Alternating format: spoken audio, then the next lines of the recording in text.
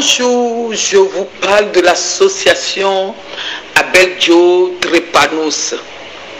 L'association Abel Dio Trépanos est créée en 2023.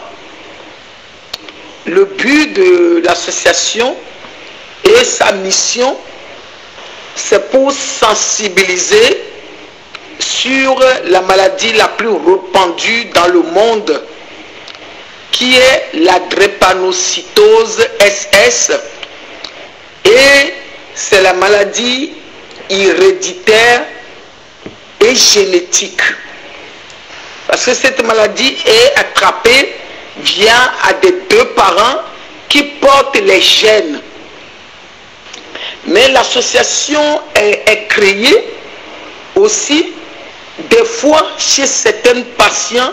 Les traitements qu'on leur donne peuvent les ramener des addictions, la dépression et tout ça. Parce que déjà, avec la pathologie même, la personne est en dépression, dans le stress, de faire des crises, les crises osseuses, les crises dans les os, les crises dans les corps, les crises douloureuses, les crises douloureuses. La crise que les patients font, c'est la crise comme une femme qui veut accoucher. La crise de la drépanocytose est plus douloureuse que la douleur d'une femme qui est en train d'accoucher. Et en même temps, c'est la maladie de l'anémie. La personne peut être anémiée et d'autres peuvent manquer le sang. Ce n'est pas chez tout le monde non plus, parce que cette maladie a plusieurs formes, parce qu'il prend la forme différente chez chaque patient et chaque porteur de ce gène. Par exemple, je viens de le dire, il y a d'autres. La personne peut être anémiée, mais ce n'est pas tous les drépanocytes qui sont transfusés. Et il y a d'autres, leur crise, la personne peut avoir des crises de thorax. Ce n'est pas tous les drépanocytes qui ont des crises de thorax. Et d'autres patients, comme je dis, le traitement peut faire que la personne devient addict. Ce n'est pas tous les drépanocytes qui deviennent addicts non plus. Et l'association est créée parce que pourquoi?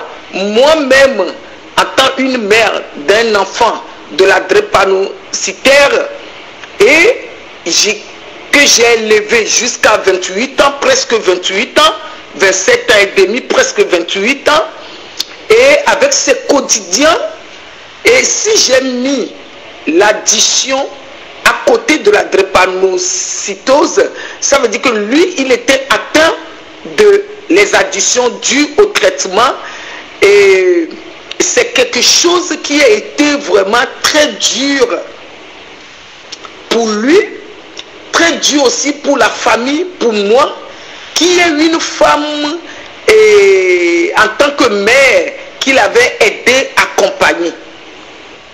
Parce que pourquoi je parle de ça aujourd'hui?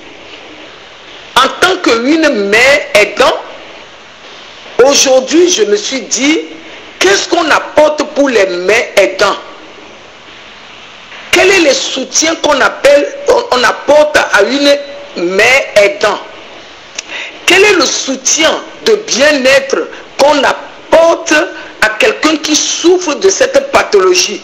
Son environnement, les causes qui vont faire que la personne va être addict, et c'est quoi toutes ces causes-là?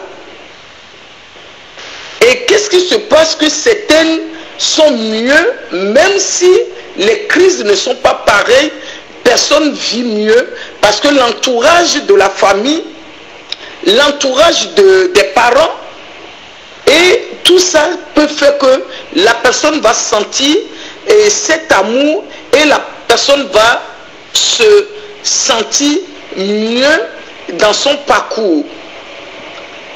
Voilà ce que j'ai envie d'apporter. Aujourd'hui, la sensibilisation que j'apporte aujourd'hui, c'est pour la jeunesse, pour pour que la jeunesse ne reste pas ignorante. Parce que moi, ma jeunesse, j'étais ignorante. Je ne savais pas. Je ne savais pas comment la drépanocytose qu'on appelait hématie à mon époque et qui, mon pays, on appelait noudou, je ne savais pas comment ça s'attrapait. Parce que c'est un peu, ça va être bizarre pour quelqu'un, mais je ne savais pas, même avec toute ma famille, on ne savait pas que c'est entre deux personnes qu'on peut l'attraper, et entre deux personnes qu'on peut, on peut transmettre ça à un enfant. Je ne savais pas qu'entre deux personnes qu'on peut transmettre ça à un enfant. Voilà, c'est ça qui m'a poussé aujourd'hui à créer l'association, à sensibiliser la jeunesse dessus, et que j'ai la jeunesse sans tabou, que j'ai créé l'école de l'amour et la santé, et pour pouvoir, en tant que coach de vie, pour pouvoir sensibiliser la jeunesse, pour leur dire les informations est très important pour être informé, pour savoir et comment la drépanocytose s'attrapait. Aussi, il y a des gens qui sont dans la dépression, les mamans qui ne comprennent pas et qui sont dans les tabous, dans les délires, pour pouvoir dire pourquoi elle s'accuse de l'accusation pour elle-même, pourquoi elle a fait ce genre d'enfant. Voilà l'association, le but de l'association: sensibiliser, orienter et conseiller et informer, et le bien-être des malades et leurs parents. Le bien-être, ça peut être toute chose, et le bien-être de comment dormir, comment manger, et l'alimentation, et comment savoir les 10 règles d'or de la drépano, et toutes ces choses-là que je partage. Comment faire le massage, comment faire le sport, et il y a plein de choses. Comment faire le yoga du rire. Parce qu'on sait que la dopamine du rire peut détendre le nerf et peut faire que la personne peut oublier.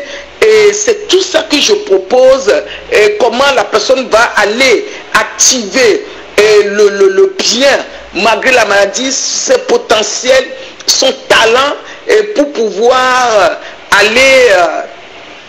aller pouvoir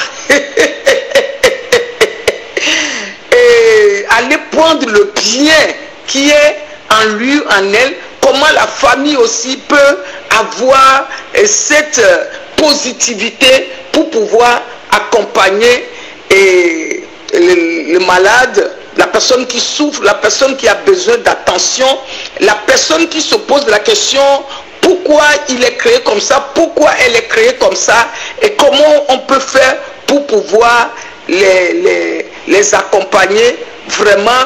Et ce que je peux dire ici pour la santé, c'est pour sensibiliser pour la santé. La santé, c'est quelque chose qui est très important. Et quand il y a la santé, et nos parents disaient, je vais dire ce proverbe que nos parents disaient, dès qu'il y a la santé, il y a tout. Dès qu'il y a la santé, dès qu'il y a la vie, on a tout gagné. La santé, c'est la richesse. Aujourd'hui, est-ce qu'on parle de la santé assez? Est-ce qu'on active la santé, l'état d'esprit de la santé? Voilà mon association. Et voilà tout ce que l'association fait, parce que je suis coach de vie. Je ramène cet esprit de positivité aussi et dedans, pour pouvoir sensibiliser. Et si c'est la première fois, on a besoin de toi, et aussi pour que tu puisses être porte-parole de cette association.